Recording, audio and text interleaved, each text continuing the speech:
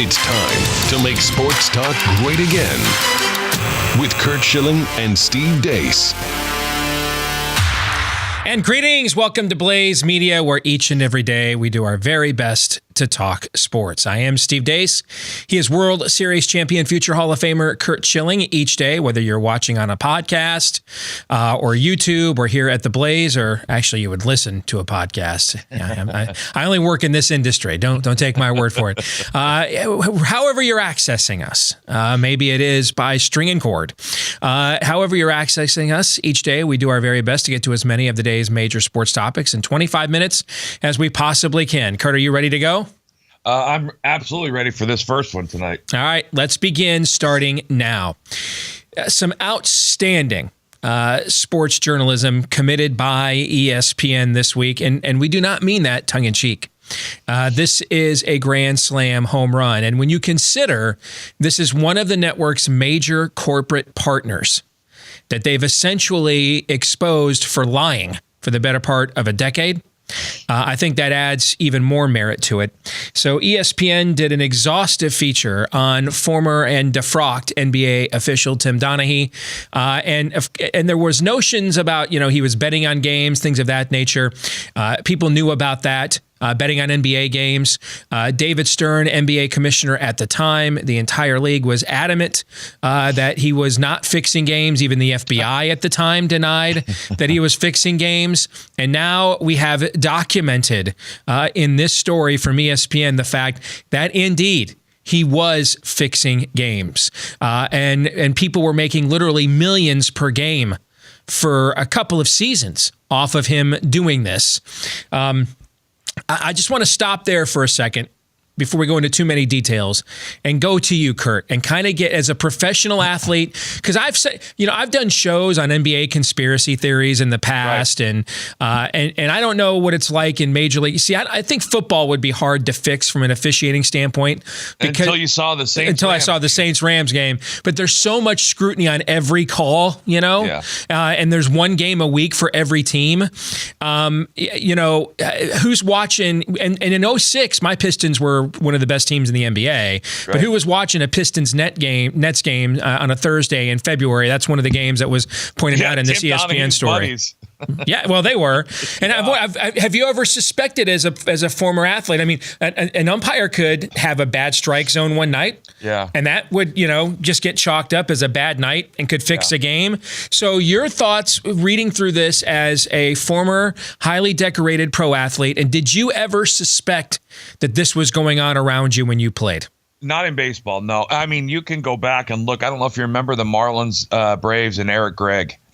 I remember when Livan Hernandez won the MVP of that series, and he struck out 15 in the final game, and he probably threw like 9 strikes the entire day. I forgot about that. Yeah. Yeah, that was a game where you watched Livan Hernandez. Yes. Yep. And you were thinking, my God, what just happened? Yeah. But Eric Gregg was one of the finest human beings I ever met, and I would be dead. I would be devastated if I thought this was happening. Here's the thing.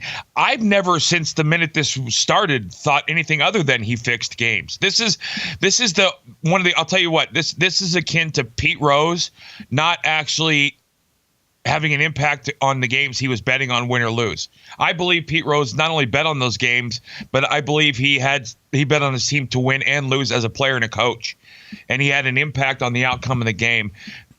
There's no way, especially when, and I've told you this before, I think every year we used to have the FBI and sometimes the CIA and other people come into spring training to give us a full day's lecture on stuff. Mm-hmm. And every year gambling was a topic. I played with Lenny Dykstra, so I got to see it up close. But there was always the fear of because when you listen to, we actually had the gentleman from Goodfellas, the guy that was the actual, he came into, Michael Francesi came into our locker room and talked to us about it. That's the Ray Liotta character from Goodfellas. And that's why this is such a fact. I'll tell you what, when I talk about this, I get a pit in my stomach, because when he would tell us about these stories, it took one game for you to lose everything you ever had. Because if in one game the mob could get you in, and get you on. All they had to do was have a pretense of a conversation with you to leverage you and ruin you. And here's the thing. The mob didn't care. They would ruin you in a heartbeat for $1 million. And so you were always leery and aware of we always had hangers on. In the NBA, you see the entourages like no other sport. Right. And those people would infiltrate those little groups, and all they're looking for is, hey, is so-and-so hurt? Is he not going to play today? Because that'll make the line swing by a half point. Is the coach mad at so-and-so and he's not going to play him? Or, those kind of things. And then it would lead to the conversation you and I had about college basketball. I don't have any doubt in my mind. First off, this wasn't the first time someone fixed a game. It's been done before. They just haven't been caught, is my opinion. It's like the steroids era thing. All these guys didn't get caught the first time using steroids. They've been doing it. He's been doing it. He had been doing this and you found out in that amazing news piece from ESPN, how far ahead of him getting caught he was doing this. To paint the picture, and first of all, and you and I tweeted this out yesterday or 2 days ago. We tweeted it out 2 days ago to our followers. I'm at Steve Day's show. He's at Garrig38. You want to read this for yourself. We will not. We could do a 2-hour podcast on this, and it would take that long to probably do it justice. Okay, You want to read this on your own, but essentially this was a 2-tiered process. This began with Donaghy and one of his friends. One of his golf gambling, poker buddies. Realized they were sitting on a potential gold mine. They just started doing this on their own, and then the organized crime figures started watching what was happening to these lines and hearing news of this really sharp NBA bettor who was just cashing these massive checks. It's like 80%. Yes. Right? I mean, we talked about this, right? We talked about 56% is living the life. Yes. Danny Sheridan has become a millionaire professional sports bettor, hitting 60% throughout the course of his lifetime. Yes. And the other piece to this, the thing that I hope you took away from this, how quickly and easily he got sucked in. Yes. Right. Because what they came to him and they showed him was how much money his buddy, because he couldn't place the bets, obviously. Right. So his buddy was placing these bets, and how much more money his buddy was clearing compared to him, and he's the one with all the risk. Right. All right. He was getting paid $3,000 a game. Yeah, and the mob came to him and said, "You have no idea what you're dealing with here." Right. And so the way they leveraged him is, essentially they Yoko Ono'd him. I mean, they basically said, "Hey, you don't need this McCartney guy. You're writing most of the songs. John, you should be the star." And Donaghy kind of went off on his own with the mob, and that's where this started going from his wife finding wads of $100 bills to this started. I mean, one of the bookies in the piece is quoted directly as saying they tried to make sure that his clients got down at least $1 million a game every night doing this. Right. So you're talking about a guy who was making between $3,000 and $5,000 a game, the guy that was doing all the legwork. Mm-hmm. Right. And the guy who's saying, listen, he bumped him up that first. I laughed when he said, I gave him $3,000 plus a little $2,000 kicker that first time to fire him up a little bit. Right. When he's betting, literally, it turned out to be millions to tens of millions as it went on per game. And some may ask, well, how come all those Vegas casinos and the regulatory commission in Nevada, they were doing these in all these offshore books. All right. So I mean, they're doing this in the Caymans, and remember Bet Online was around in those days, and they were doing it at a lot of these kinds of offshore books to escape regulators in places like Nevada. They weren't walking in to Caesar's Palace and saying, "Hey, we want to put $1 million down on the Pistons nets." If you did that even today, they would say, "Hey, hold up a second. What do you know that we don't know? There's something about this kind of smells fishy a little bit, right?" No, they were doing this offshore. Yeah. Yeah, and I got to tell you, I was really surprised. I don't bet basketball. I never really have. But with the variance of win and loss margins and spreads and overs and unders, I was very surprised to find out how volatile a half point to a point and a half change in an NBA spread is. Like that, a point and a half is like red DEFCON 5. Apparently. Yeah, and the system he used, like the old, they don't have illegal defense anymore because you're allowed to play zone now in the NBA. They still had it 10 years ago. And so he would make sure to call it wrong the first time, because again, you're sowing the seed for how you're going to, because the first time's a warning. Now, what I got from that was he would call the illegal defense early in every game that he was picking. Yes. And it didn't matter who he called. He would call it on the team he was betting against, obviously. Why? And the reason why is because when you use it, if you need a point in your pocket later in the game. Yes. So the first time in the old, for those of you that are young, you're like, what's an illegal defense? They don't even play defense in the NBA anymore. Right. It used to be you had to just play man-to-man. You couldn't play zones, and you can only double team on a rotation. All right. So they were strict about this back in the day. So the way it would work is you'd get called for a warning the first time, and then every time after would be a technical foul. All right. And so the reason you call this early in the game is so that the warning is out of the way. And if you are a half point or a point, beyond the spread that you need to fix, you've now got that sitting, that ace up your sleeve where you call it later in the game, because these guys are all 80, 85, 90% free throw shooters, except for Shaquille O'Neal. All right. And so you call that later and they're not going to put Shaq at the line for a tech. They're going to put their best free throw shooter at the line. And so that was a way for him to know he's got kind of a point to play with later. What do you say? 6 points. He could swing a game 6 points either way. Yes, that was his ability. Here's the thing: when you question whether he's fixing games or not, why would he hit how many points he could swing the game one way or the other matter if he wasn't fixing games? I mean, I never bought this, but this was the first. I never bought that he wasn't fixing games, but this was the first time I've ever seen it in writing where it absolutely, because they went back. Yeah, this story. They've got quotes, documentation.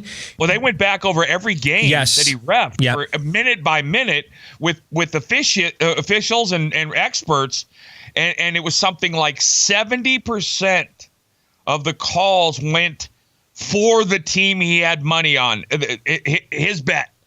It was some staggering number. So one more corollary to this, and again, we would both suggest, because this story reads like a Goodfellas script. I mean, it reads like a movie. I mean, this is a movie plot line, is what it reads like. The names of the people involved are right out of a cast of a Goodfellas movie. Gambino, I mean, it's incredible. Yes, it's incredible, really, when you read it. Don't they basically say that the NBA lied to the public about this, David Stern? Right. And in a way, either the FBI didn't do a thorough enough job, or they lied to the public too.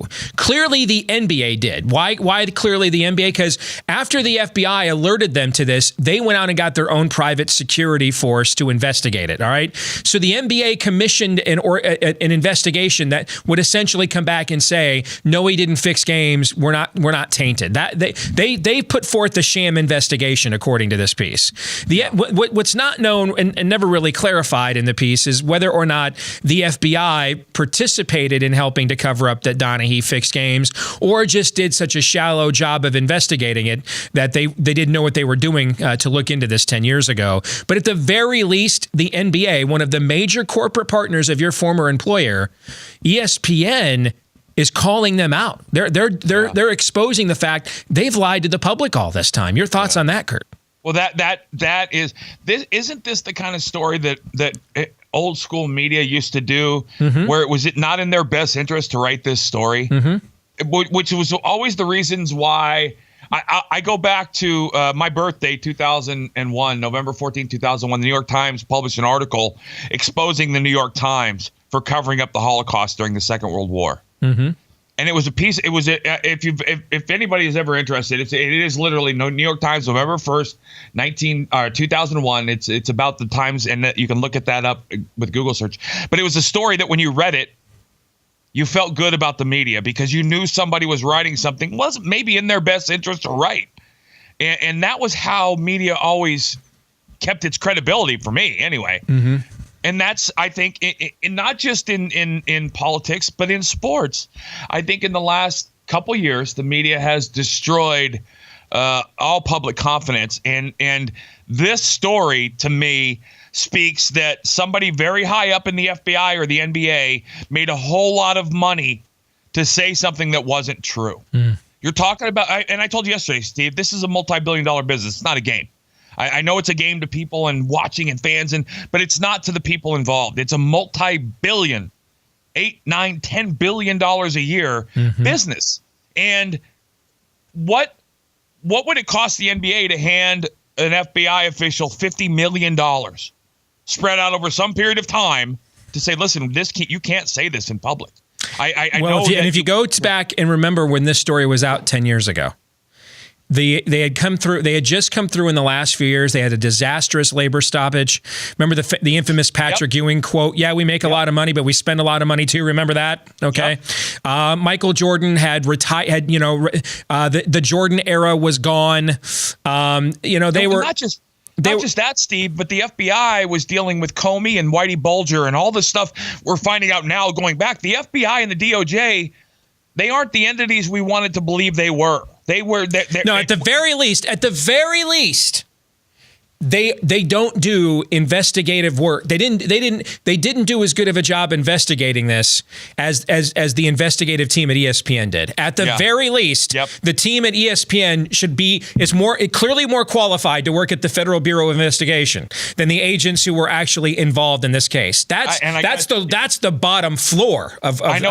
I know we want to move on. I want to talk, but I've always believed that when I think about articles like this, this is what a Pulitzer is. Agreed. I totally agree. I absolutely agree. And I think what's happened recently in the last few years in sports media is there's two things that's happened. One is your former employer is so dominating the marketplace and they have so many rights, fees, and business relationships with all of these various entities that you're removing incentives to actually do more work like this. Yeah. And then I think the other thing too is, and if you follow a lot of these sports writers and stuff, it's pretty obvious that they'd rather be doing politics most of the time than this. The goal for the media, it's trickled into sports media. It's all about being first, not right.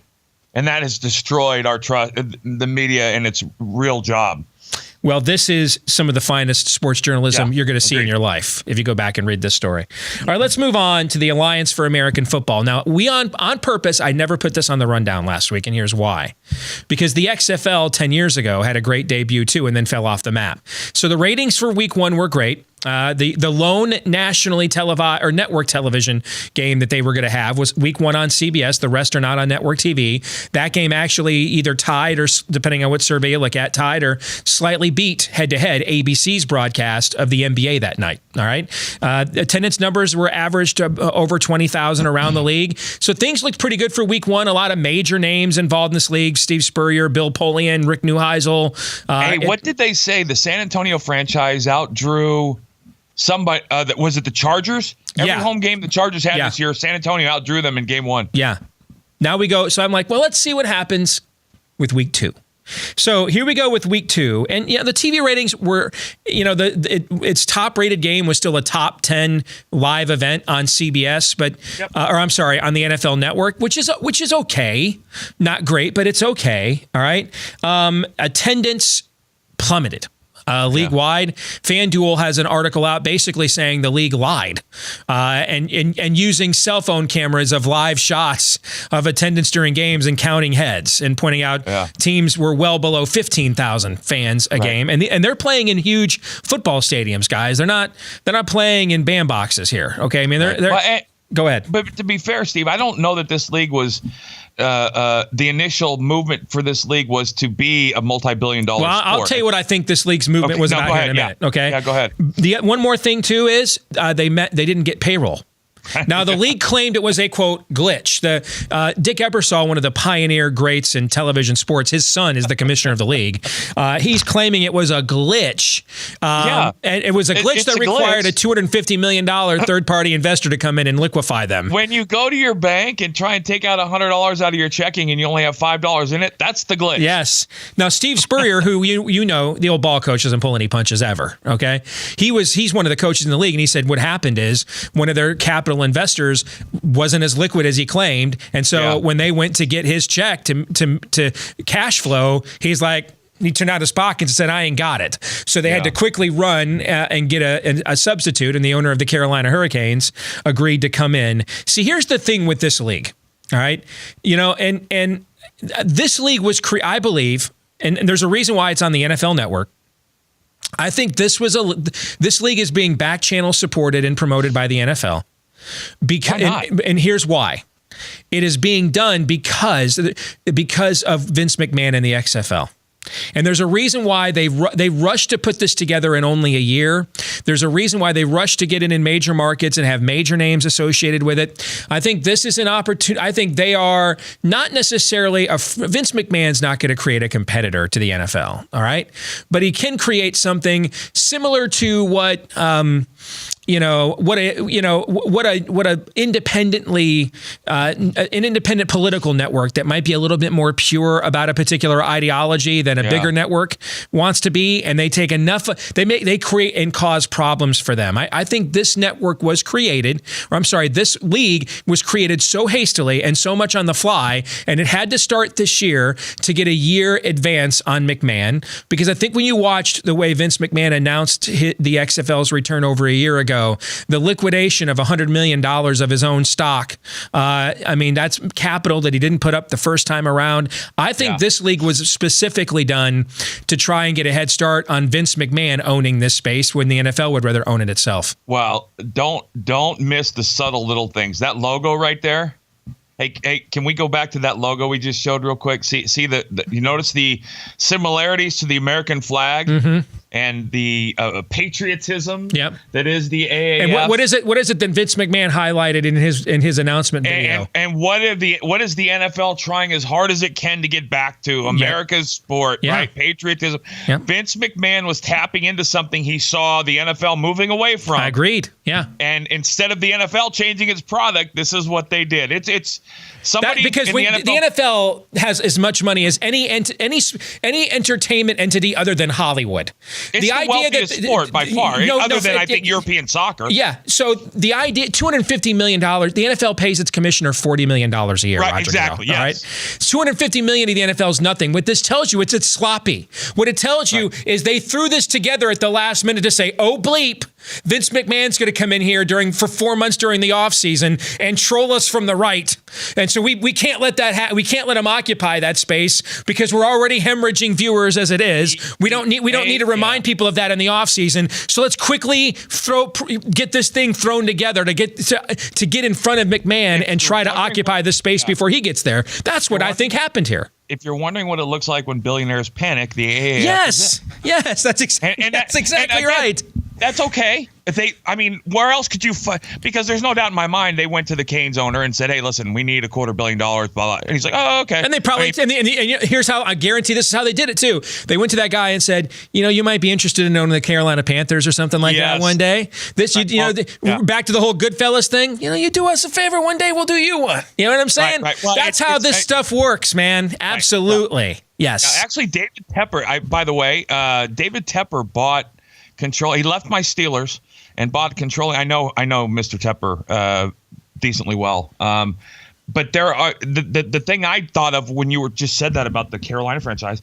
There's enough instability amongst organizations. I mean, you're talking about Vegas and all the things that are going on with the NHL that somebody else is capitalizing, and those California franchises.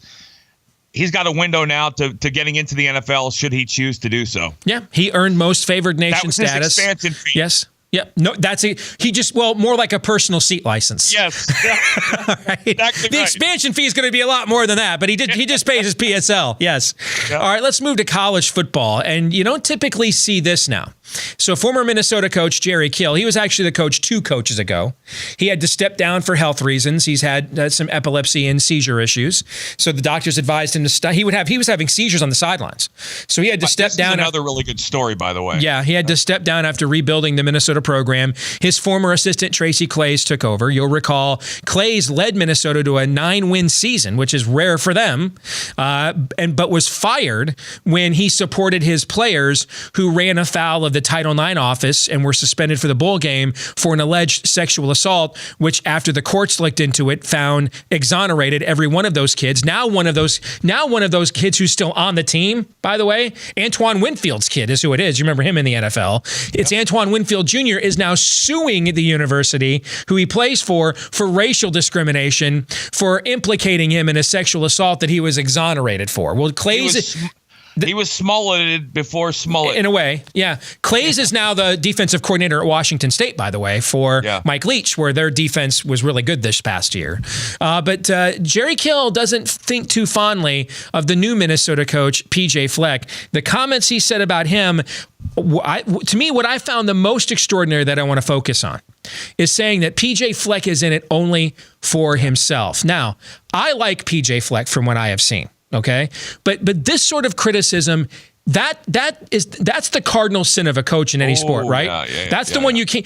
That's the one you can be a prick. You can be too lenient. You can have the wrong schemes. You can make bad calls. But you can even tell a kid one day you're on the team and then cut him the next. But the thing you can't be known for is, it's like calling a player a bad teammate. Yes, you're making this about you.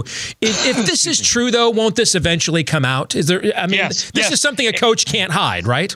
No, it's not. And I don't know these guys very well. You know them well. Jerry Kill seems like a good old boy, in it for the kids, college coach, old school kind of guy. And those people despise the new school thing. They don't like the Pete Carrolls. I mean, you could argue Pete Carroll's all about himself, although, you hear players talk from. I mean, I can't think, and it's not like he doesn't know the guy. He's not guessing on this personality, right? P.J. Fleck played at Northern Illinois for the coach before Jerry Kill got there. All right, so they have ties to that school, and then of course they have ties to the University of Minnesota as well. Yeah. But I just wanted to get your take on the in it for himself, because my instinct from the outside looking in is that can't happen. Yes. That's the one thing no coach in any sport can be known for. That's when your players really turn on you if they figure that out, right? The second you hear that accusation, you're looking at a head coach that's going to be fired in the foreseeable future. How would you, before we go, because we're already out of time, what would you tell P.J. Fleck to do in order to respond to this? What would you urge him to do? At his age, that's who he is. You're not going to change the colors of the stripes on a zebra. He is what he is. He's gotten to where he's gotten being that guy. Guys like that generally don't see it. They're the last ones to recognize it. Okay. Curt, good to see you. We'll do it again tomorrow, brother. Take care. Take care, bub.